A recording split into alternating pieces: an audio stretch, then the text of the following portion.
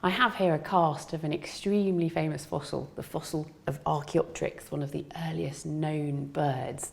Archaeopteryx has a lot in common with modern birds. It has a light skeleton, it has long arm bones in its wings, and of course it has feathers for flying.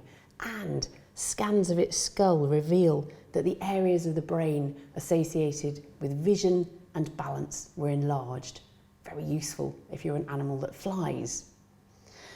But there are also odd things about this skeleton of Archaeopteryx, things which link it back to its dinosaur ancestors. Archaeopteryx, unlike modern birds, has little sharp teeth.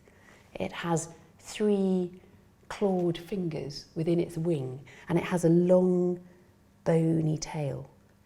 So as an extremely early bird, Archaeopteryx shows more traces of its dinosaur ancestors than our modern birds today.